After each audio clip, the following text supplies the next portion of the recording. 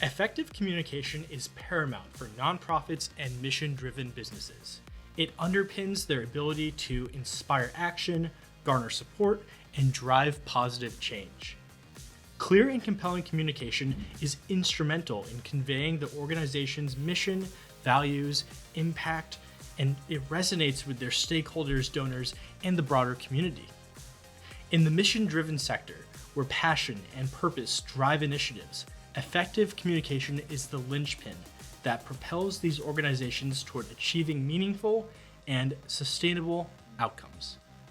Today, we're talking to a renowned communication coach about how businesses and individuals can improve on this indispensable skill. Welcome to The Good Guide to Business, a podcast presented by the Better Business Bureau. The Good Guide is all about conversations with businesses, organizations, and local leaders who are going above and beyond to make our community a better place. So grab a cup of coffee, sit down, and get ready to hear from this episode's special guest, Mark Burlinson, a BBB accredited communication coach. First off, Mark, thank you for joining us here on the show. I know it was a far journey from you. I'm down in Myrtle Beach, but hey, I was in the Raleigh area, so it's a good excuse to get together. Yeah, really great having you here at the office. So we actually got to meet Mark a few months ago at our Myrtle Beach office. He came by to mingle with us, and I actually took his headshot photo. And I'm really glad he reached out to us to connect on this because I think your topic and what you do with communication coaching is really effective, especially for our audience here of small business owners, individuals who are looking for ways to go above and beyond. I think communication can really help them. Yeah, I've really got a heart for the small business folks because too often we have to just struggle along without the answers. And actually, I find that I can give answers that really pay off in the short run and the long run for them to be able to communicate better with their clients, but also to build their teams. Nice, yeah. So first to get started, Mark, can you tell us a little bit about how you got started with communication coaching? Well, I've always been a people person. I've always different roles at different times in my career. I've been a networker, trying to join the dots, help people get to know one another, find connections. But I noticed all the way along that very often people who are different in their wiring as far as the way they communicate, because we're all different, they couldn't figure out how to bridge the gap. And so more often than not, I would end up frustrated because I'm trying to help two people get together to work something out or to work on a project together, or maybe I'm supervising a couple of people and trying to help them get along, and they couldn't bridge the gaps because they were wired differently. Now you need the different wiring because otherwise the team's not effective. If we're all the same, we're not going to get anything done. But then I discovered this tool that I use now with all of my clients, which helps you to actually build bridges rather than build walls, because it uses this understanding that all of us have got a whole range of communication styles, but each of us has some to the fore and some more in the background. So if you teach everybody all of them, there's only 7, so even I can remember them. But if you teach everybody those styles, they can adapt to one another much more easily. And I love the results I see because of that. So that's why I got into it. I thought if I could train to actually coach other people to do this, I'm not going to be as frustrated the whole time seeing things not work out. And that's what I see now. So I love it. Yeah. Oh gosh, I think that's just so important. I guess when we look at modern workplaces today that are so diverse and are only going to get more diverse, right? Different people from different backgrounds communicate differently. And I guess in a sense too, like prefer to be communicated in different ways too. Yeah. Mm-hmm. So it's like a love language, kind of. Yeah. Yeah. It's funny because these are called the life languages, this tool I use, but you can actually overlay the love languages if you've heard of those as well. You can kind of overlay those on and actually increase the effectiveness of what you learn with the life languages. Do you have an example of like one of the 7 that you could talk about? The one I love, well, I mustn't say I love it the most because I love all 7 of them, but the one that I'm drawn to particularly at the moment is the contemplator language. This is people who are very intelligent, very inquisitive. They love to dig deep and to find out the sort of the true underpinning of anything, or to follow a thought to its full conclusion. So they're very thoughtful. And so typically they tend to not be great communicators with other people because they like to be left to themselves.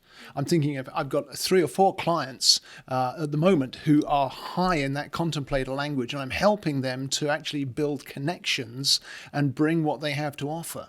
But it's very difficult for somebody like me. For me, the contemplator language is fairly low in my profile. I'm much more of a people person. Let's get everybody in the room and let's have some fun and let's see what we can learn together. And I have to really dial that back as I adapt to these folks. But I'm helping them to see that they have other facets to their communication styles that they can bring out that helps them to offer what they've got. They're probably the most intelligent ones. That's why I think I love them the most, because they have so much to offer, but so often it's missed because we don't pause to let them bring out what they have. And so when we learn that, particularly if you're a supervisor or leading a team, if you learn how your team are wired, then you can bring out the best of all of them. I'm thinking of a friend of mine who's very high in the contemplator language, and he wanted to get together with me just to have coffee and learn how to connect better. And so we'd get together maybe once a week for coffee. And it was probably the hardest thing I've ever done, because what he needs from me is personal space to think and or my undivided attention. Well, I'm the kind of person who's like, oh, there's somebody over there I see, squirrel. And I'm having to kind of focus in on my buddy. But when I gave him space to think, I would get all kinds of deep, insightful answers on all kinds of topics. Maybe I have to wait until next week, give him time to think. But I love the way that those kinds of understandings really bring out the extra that people have to offer. Gotcha. And would you say it's like someone is one type or another, or is it more like they're 50% this, 20%? Like, is there an online quiz you can take? How does that work? Well, there is an online quiz you can take, and nobody is 100% of anything. Yeah. And everybody is something of all seven. So that when I do workshops with business teams, then the thing we repeat over and over again is, how many languages do we speak? And everyone goes, 7, until they drill it in, because our tendency, once you do an online profile like that, is to see your highest result and think, oh, I'm a whatever. And what I used to despise, although I love profiles, I would hate the way that it would actually separate people. Well, you're a golden retriever and I'm a beaver, or whatever, or you're green and I'm pink, or whatever it might be. And now what are we going to do? How can we connect? How can we relate? But with this, you might be high in a specific language. Maybe you're high in that contemplator language that we were talking about. Well, for me, it's in the middle, and I can learn how to draw on those specific qualities, how to actually make room for those. But at the same time, you can understand that my high influencer language, which is much more feelings-based than thinking-based, I may need a completely different approach. Silly example, but a good one, I guess. When I was training to be a coach, I realized I'd been asking my wife the wrong question for about 25 years. I would always ask her, what do you think? But both of her top 2 languages are not thinking languages at all. They're feeling languages. So now I ask her, what do you feel about this? And she can tell me. Before, she could never give me an answer. It was the most frustrating thing. But I was just asking the wrong question. And so when we learn how we're wired and who prefers which styles, it's not a question of, oh gosh, now I've got to adapt to you so that I don't break the communication. It's actually both of us can learn to adapt. And a lot of the time I'm teaching businesses to ask each other, people in teams, which language do we need to be working in? Which language do we need to be doing now in order to do this? If you've got a crisis happening, you don't want oh, well, I feel this and you feel that, or give me half an hour to think about it. You need somebody who's like, let's go. And one of the languages, the mover language, is all about that. But you don't want the mover language all the time, because then all the practical details of what needs to get done day by day get missed. So I'm kind of drawing in all the languages as we go here. But when we see that all of us have all 7, and the uniqueness of each of us is the percentages that we have. So you would have a different order of languages than I would. Nick would have a different order of languages than you would. And sometimes people have them all fairly close together and they can switch between them. Other times people have 1 or 2 really high and some really low, so there's a bigger gap. And again, there's nothing right or wrong, good or bad about either of those scenarios, but there's things to watch out for and things you gain in both of those pictures. When somebody's got a big range, as we'd call it, where they've got a high one and then a very low one at the end, then they're much clearer in their communication, but it's more limited to the ones that are strong. Whereas when somebody's got them all kind of compressed together, they're much more flexible, but they can be very hard to understand unless they remember to take everybody with them. Because if you switch from one language to another, it's a little bit like speaking Spanish and then English and then, who knows, Japanese or something. And people are like, wait, where did he go? So again, that's what I love about training people this kind of stuff, is that I can help them to learn how to handle what they've got, and then also to make use of it to be more effective in a business setting or in a non-profit setting too. I work a lot with non-profits and see a great deal of benefit there too. Awesome. So when we talk about businesses and nonprofits, how specifically do you work with them to help improve their communication? I start with hearing where they're at and what they want to see. So this is not a kind of one size fits all, let me do my thing to you and you'll be happy kind of thing. There are different approaches we can take, but it's the same tool we use. So it's kind of like, the analogy I would use is a little bit like the silverware you use to eat with. But sometimes you may be eating Indian food, other times you might be eating a burger. So you tailor it, you've got the tool, but you tailor it to where you need to get to, what you need to do. So some of my clients are trying to figure out, we've got a team of people who are stuck together, but they're not getting along well. We need help to actually build teamwork. Or we have other ones where they're pretty good at the teamwork, but they want to be more effective. And so I had one creative agency over on the West Coast. I did it all remote, but they said we're pretty good at what we do, but we could do with being really much better. And we know we're diverse in our communication styles to help us understand each other. And so again, from the way we did that, they were able to improve their productivity and their teamwork simply because they understood each other better. So I start out by listening. Obviously, as a communication coach, that's the best thing to do. But once we get a bit of a handle on what the business wants to achieve, then we can figure out a plan of where do we go from here. Now, we always start out with the profile because you need to know what you're working with. But even when you take the profile, it's like a snapshot of who you are now and how you've answered the questions in this moment. So occasionally I'll find people who they'll retake the profile a few months later and come out kind of different.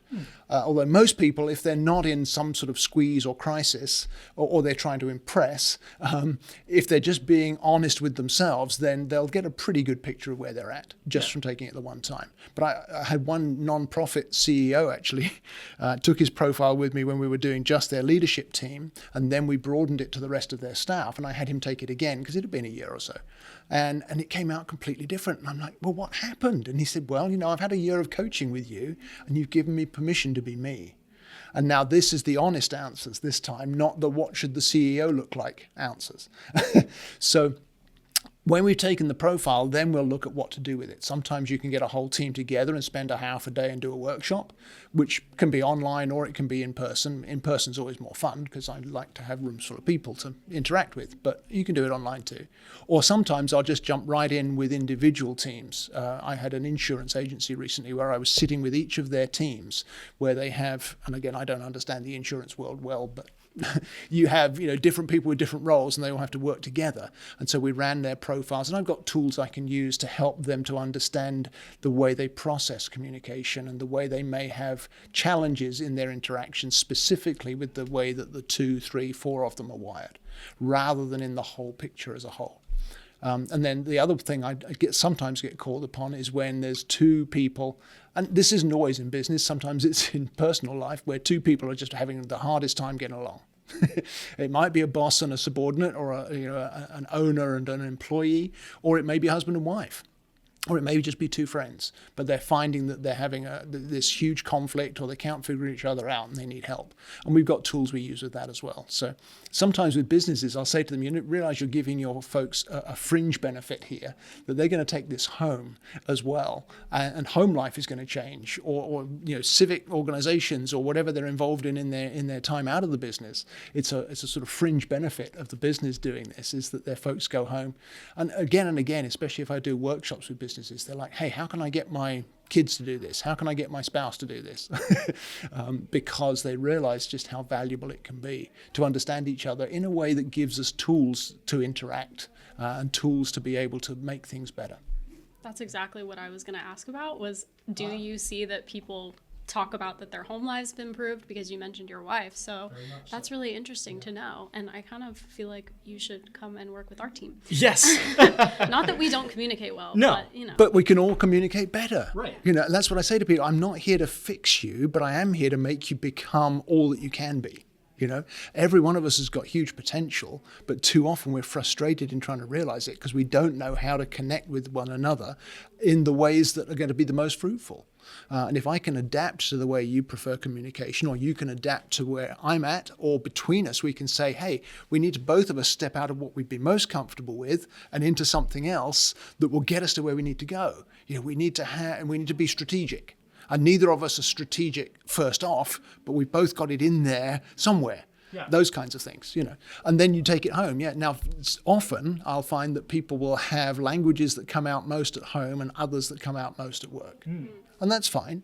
One of the biggest things I tell people is that if I can help you increase your self-awareness in the different settings that you're in, then you're less likely to trip over the communication hazards that there are out there.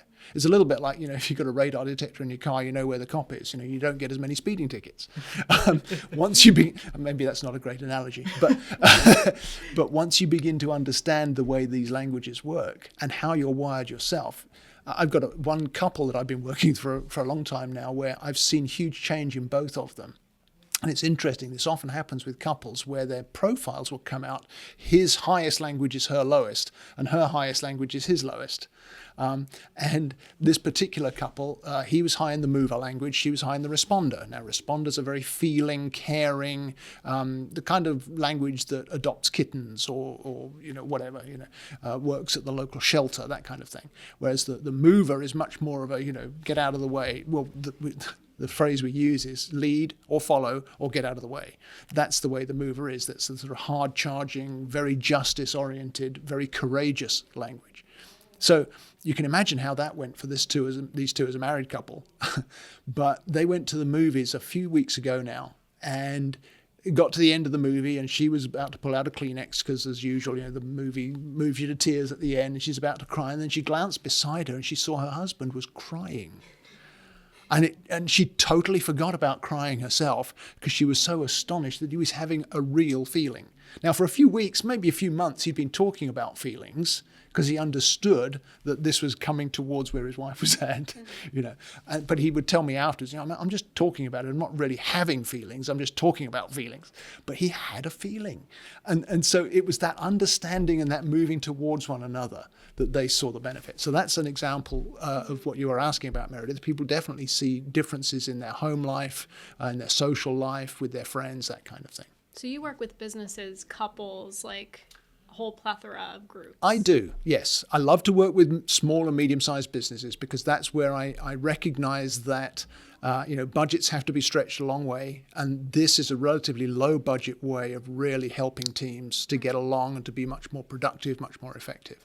And so that's my heart, and that's why I love that whole area of influence. Of course, if there was a big corporation wanted to hire me and pay me lots of money, I could do that too. But at the same time, I realize that then generates, hey, can you come and do this with our church leadership? Or can you come and do this with the Rotary Club? Or can you come and do this with my family? I've had some folks where actually they've got their whole family together. You know, maybe I've run into the parents and they've got adult children or grandkids, and they actually pull them all together, and we have this big Zoom call with all the family, and we start going through, you know, this is what it all looks like. So who's the strongest in this language and who's the highest in that language? And they're like, oh, so that makes sense of why you were like that at Thanksgiving, or, you know, those kinds of things, you know. And so it's very rewarding to see the lights come on and people have these aha moments, and that helps them to get along better.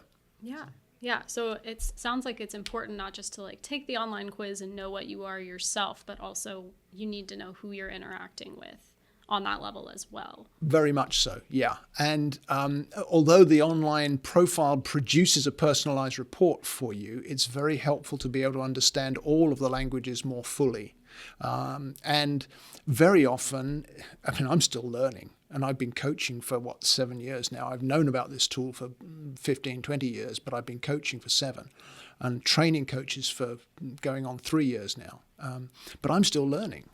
There's so much in it.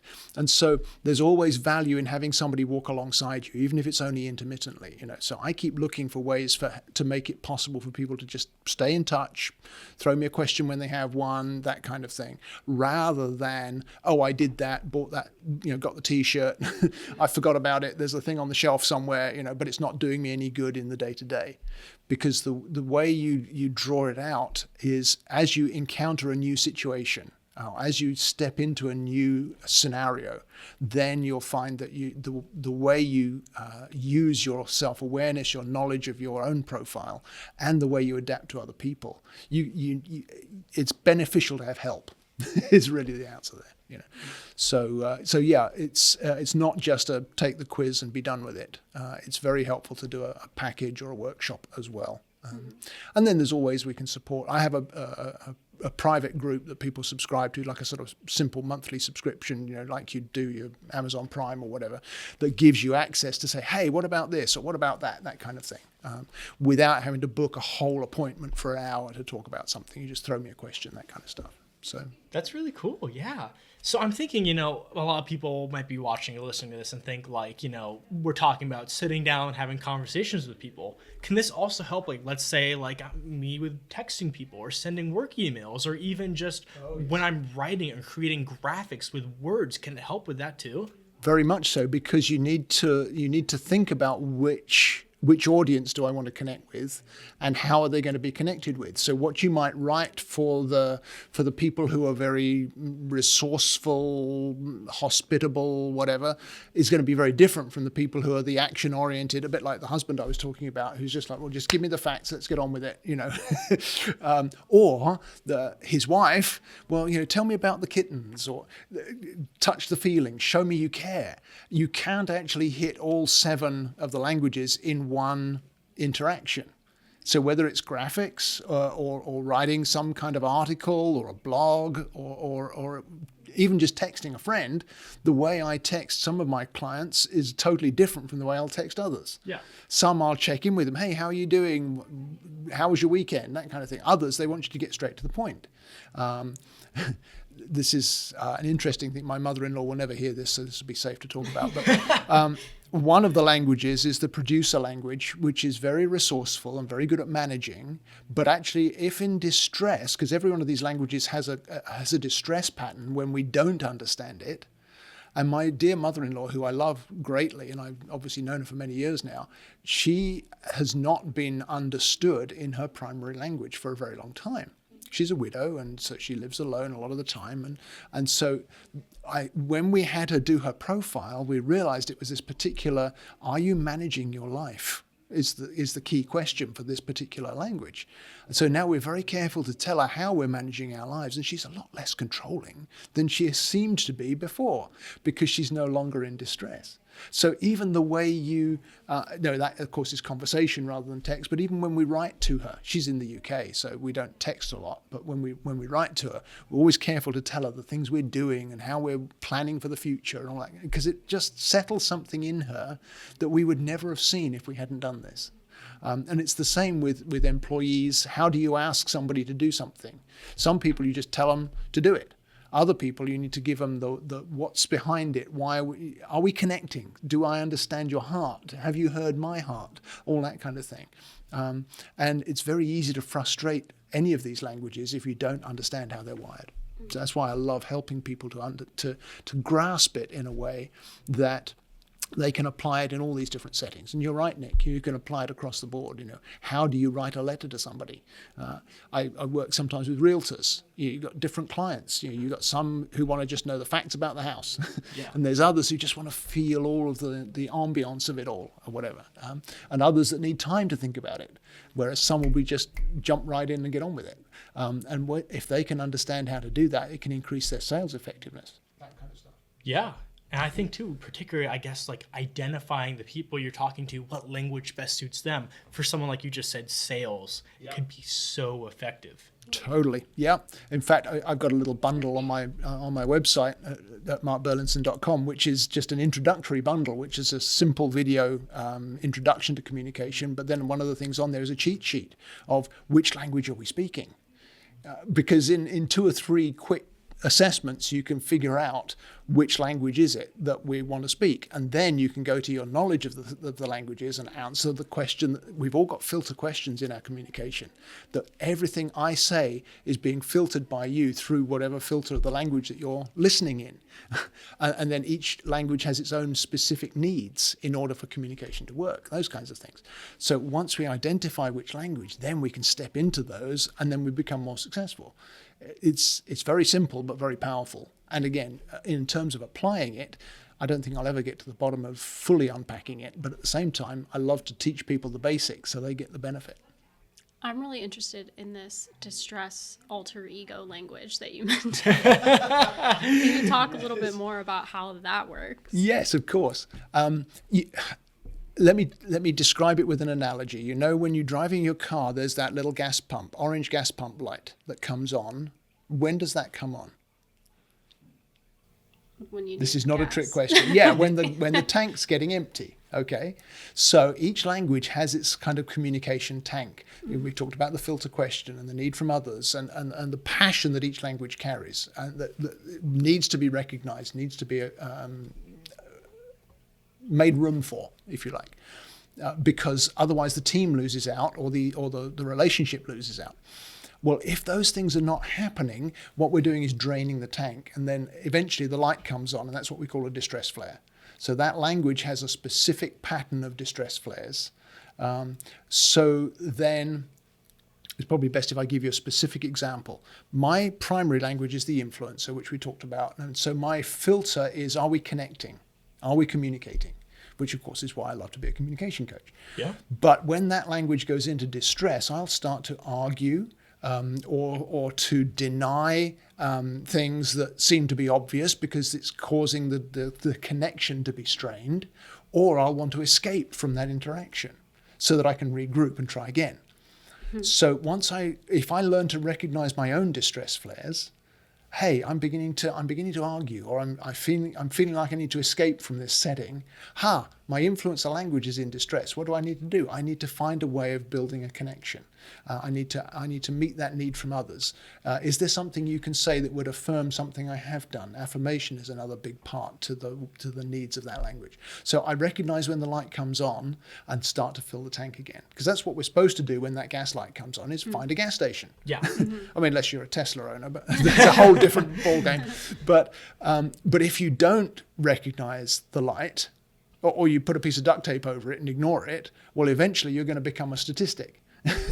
And it will be a crisis eventually. It's not a crisis when it happens, but it is an indicator. I like to say, when I'm doing workshops with teams, I say a distress flare is an invitation to make a difference. It's an invitation to help. Mm-hmm. So, and typically that's not the way we react to people who are in distress. You know, when someone's in distress, we're like, oh, so-and-so's having a bad day, look out. We go off to the break room or something and run away. But actually, that's not the answer for most languages.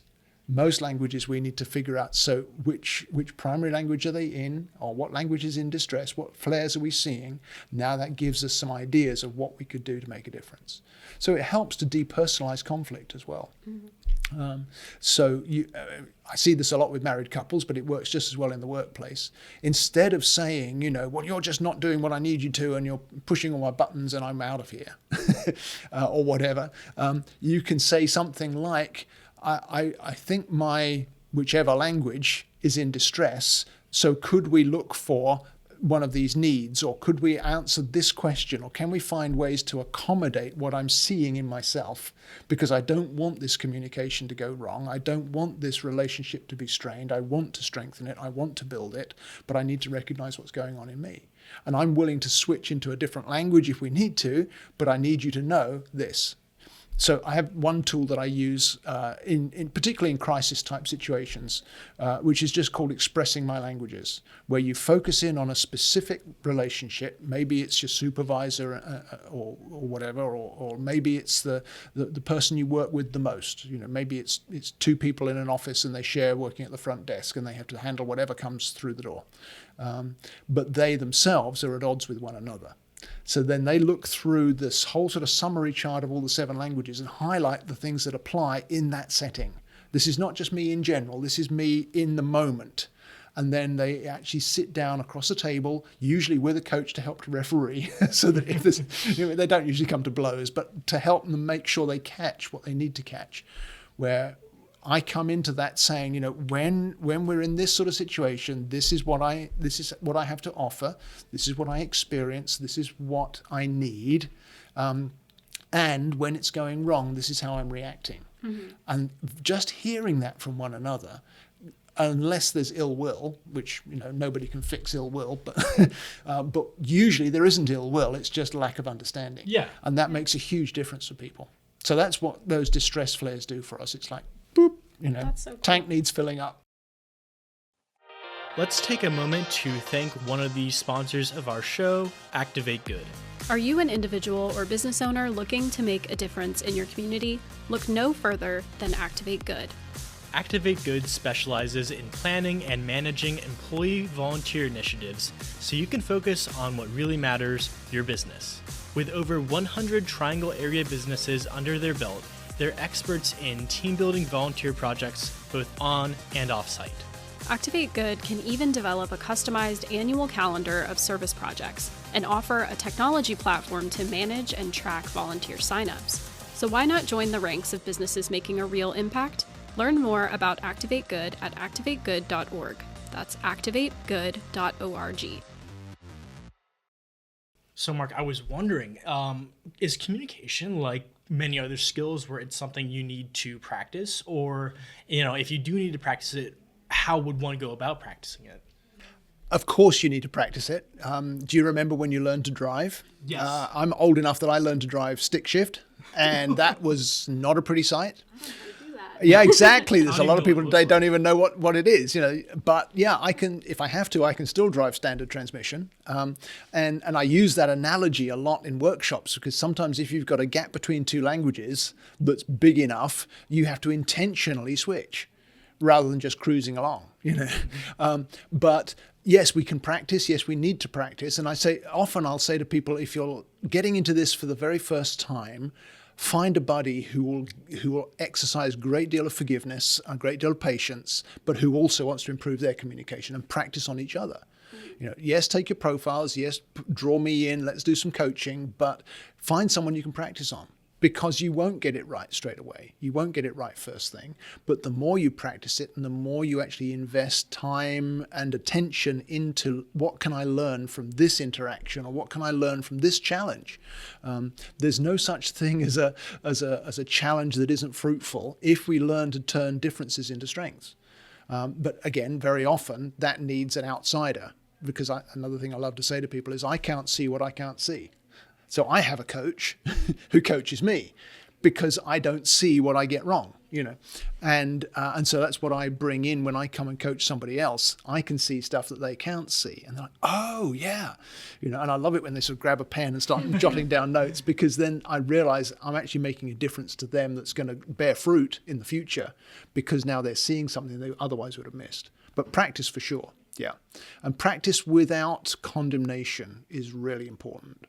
So I'm not that kind of, I'm not the kind of football coach that tears you a strip off if you got something wrong. Right, make you run laps or do push-ups. No, exactly. And we're not talking like the military here, although there are folks. This tool is used in the military and with police forces around the country for de-escalation skills and things like that, just to understand different people.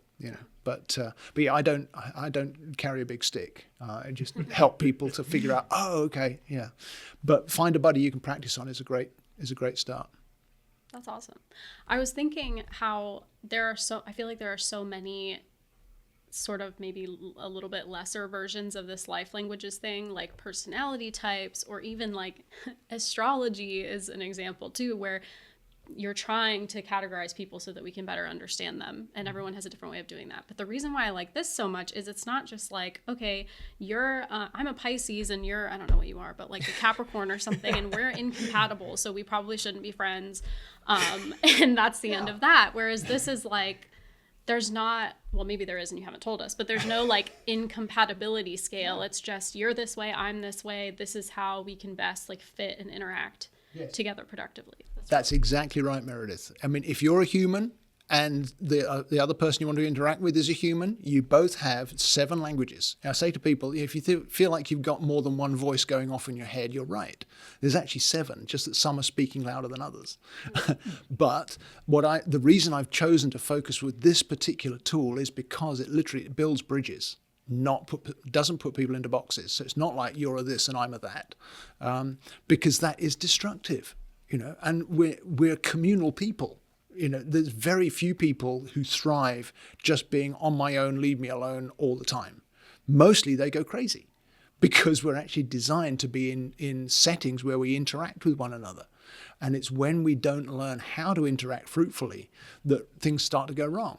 And that's what really frustrates me, because I know I can help people to change that picture and build bridges by learning to adapt, by learning. You've got 7 languages in your profile. I've got 7 languages in mine. Your profile is totally different to mine, but we can figure out not only which do you prefer and which do I prefer, but what happens after that. I was doing some work with a group the other day where I was talking teams of 3 through a process of, so you start asking this question and then you ask this one and then you ask that one, or you start with thinking and then you go to feeling before you get to action. But he starts with action and then might go to thinking, and feeling comes somewhere next week.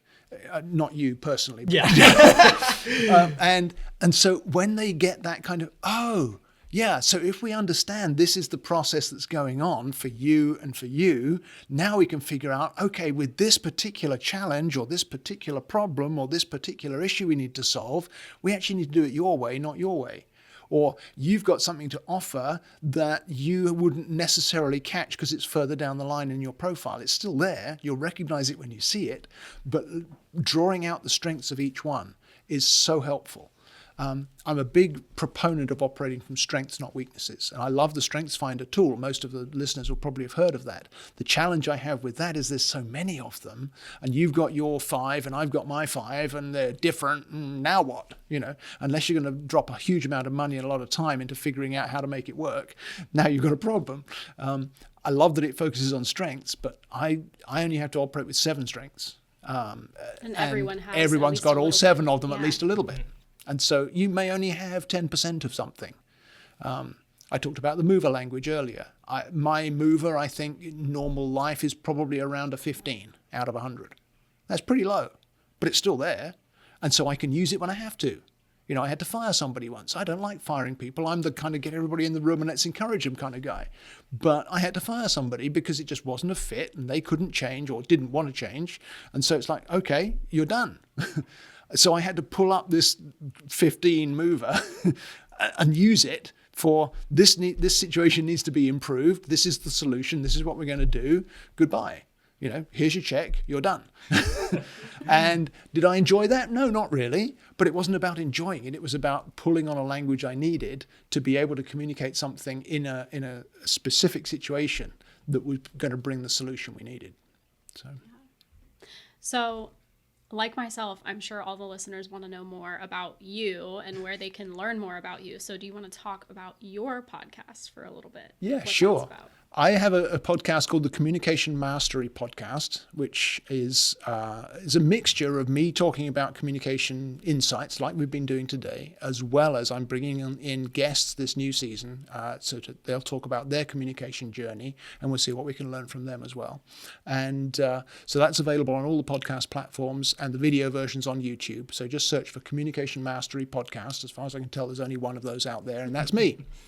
And if you have any trouble finding it, you can always go to my website, which is markburlinson.com, just my name.com.